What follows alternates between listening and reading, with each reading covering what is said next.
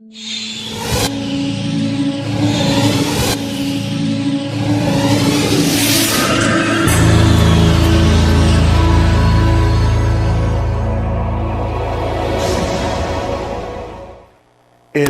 logotipo que identifica el TED es una huella digital. Significa, o es lo más evidente de lo que es la identidad personal. Vamos a hablar un poco de identidad personal, pero también vamos a hablar de la identidad de grupo.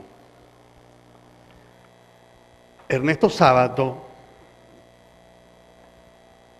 escribió esto en su última obra. Quien no ama a su provincia, su paese, la aldea, el pequeño lugar, su propia casa, por pobre que sea, mal puede respetar a los demás. La identidad es una de las necesidades axiológicas del hombre. Al menos así lo expresa un libro que yo recomiendo mucho que se llama El desarrollo a escala humana, escrita por Manfred Mangleff y Antonio Elizalde. Y ellos dicen que la identidad se satisface con muchos elementos. Algunos de ellos son satisfactores sinérgicos, o sea que satisfacen, además de la identidad, otras necesidades. El lenguaje, los símbolos, las costumbres, la memoria histórica, la gastronomía, etc.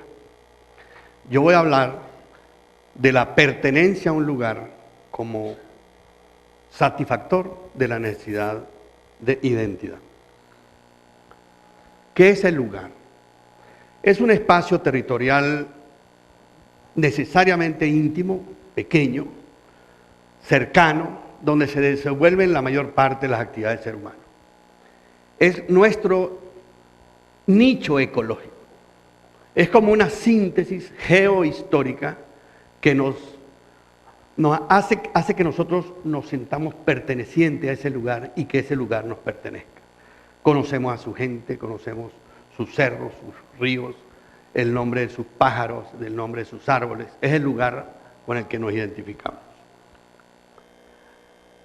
Pero existe un proceso que se llama globalización, que tiene unas tendencias demasiado fuertes. Son las tendencias homogeneizadoras o estandarizantes. Es decir, como el proceso de globalización tiende a desdibujar las identidades locales y a que la persona se sienta sin identidad, por lo menos en cuanto se refiere a la pertenencia a un lugar. La pregunta es, ¿se perderán esas identidades locales frente al proceso de globalización? ¿Será cierto, como escribió Friedman, que el mundo será plano? Y yo le agrego monótono. ¿O será desigual y diverso?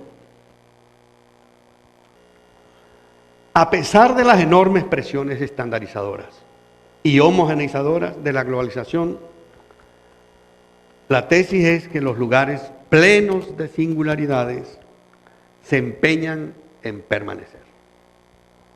Hay como dos tendencias, la tendencia estandarizante, pero también hay la tendencia a reforzar las identidades locales. Hay una lucha y países muy importantes del mundo invierten rescatando sus identidades, su gastronomía, sus edificios, sus plazas, sus bailes, sus costumbres, sus lenguas autóctonas, etc.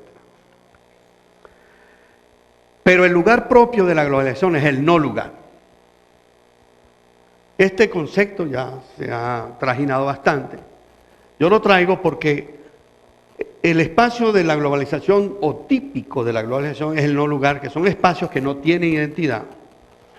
Son espacios donde la gente no se relaciona, no se interconecta y no se siente partícipe de ese lugar. Son espacios con una identidad estándar, iguales en todo el mundo. Por ejemplo, las estaciones de ferrocarril. Una persona aislada, sin interconexión con nadie, espacios de oficinas que no tienen personalidad propia, sino todos los cubículos igualitos, donde la gente es prácticamente un individuo aislado, sin relaciones con los demás. Los supermercados, donde la mayoría de las ferias de comida venden casi las mismas sabores, los mismos colores, no hay gastronomía local, o muy poca. Los pasillos de los mismos colores, casi con las mismas tiendas, no se parecen en nada a las bodeguitas de pueblo donde hay de todo un poco, sino aquí todo. Este puede ser un centro comercial en Barcelona, puede ser un centro comercial en Quito, puede ser un centro comercial en Miami, puede ser un centro comercial en cualquier parte del mundo, son siempre igualitos. Eso es un espacio en un aeropuerto, anónima la gente, no tiene referencias locales. Puede ser un espacio, un aeropuerto, evidentemente no es el de Valera, pero puede ser el de cualquier parte. Los pasillos de los metros, donde la gente no se comunica, las autopistas llenas de congestionadas vehículos, las urbanizaciones sin personalidad, donde todas las casitas son iguales, no hay lugar para lo propio, para lo individual, o para que cada familia se distinga. Los edificios también, todos igualitos, sin creatividad local, sin que tenga que ver con el clima, con la geografía, con el paisaje, con la historia, con las costumbres. Hoteles, igual, este hotel ahí se llama Gran Madrid, pero puede llamarse Gran Miami, puede llamarse Gran Guayaquil, Gran Caracas, lo que sea. Es el edificio estandarizado, las salas de espera.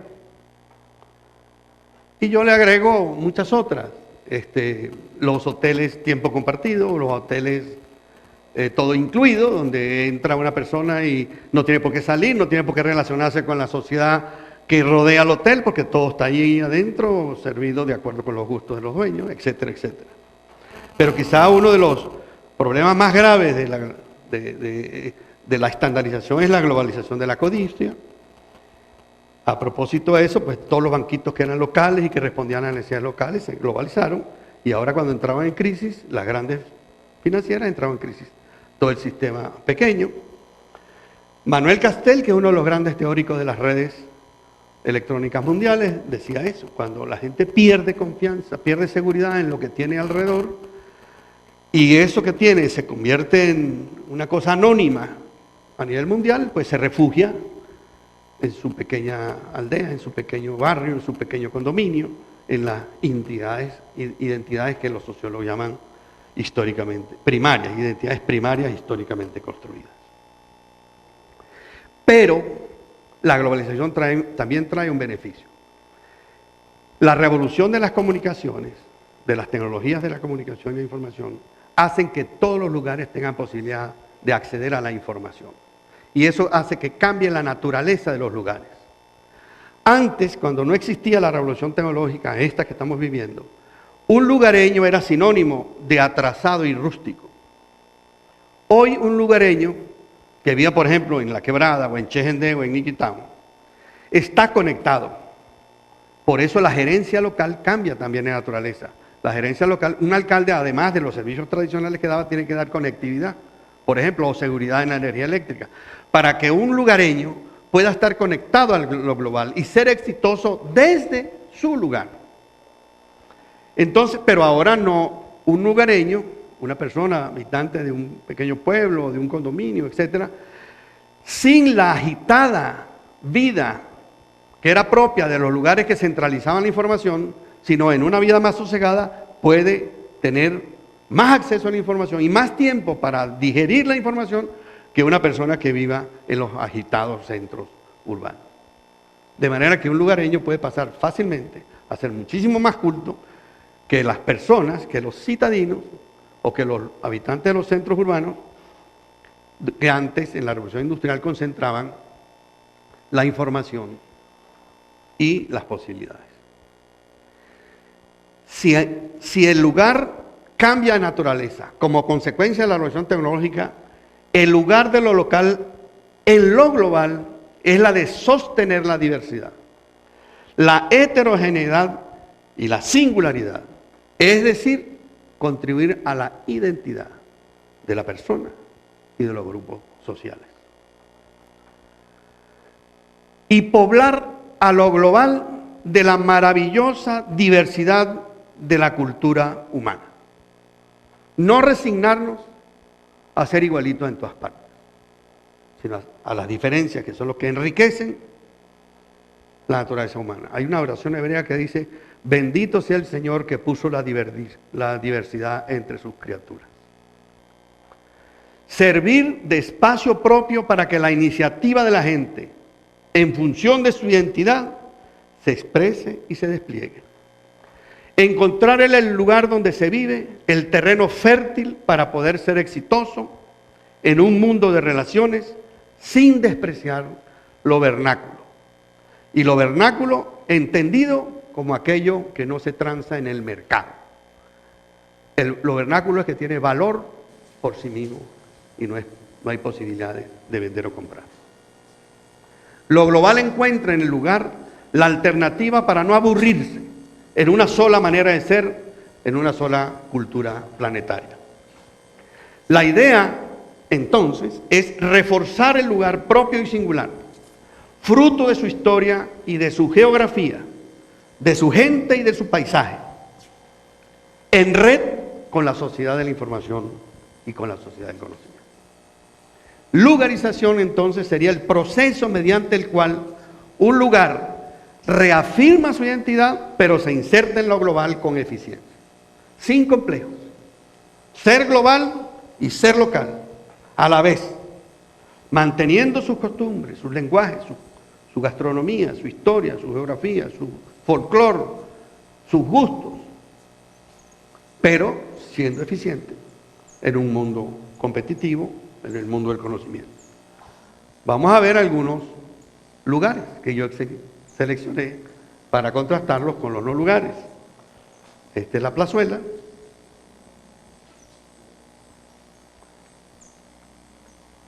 Esta es una posada que, como ustedes ven, tiene que ser por Granada o por Sevilla. Este es una posada, un hotel en una finca mexicana. Esta es la plaza del Cusco, en Perú. Este es un pueblito que se llama Chejendé, aquí cerca de Trujillo. Este es Carache, la iglesia de San Juan Bautista de Carache, el centro de Trujillo.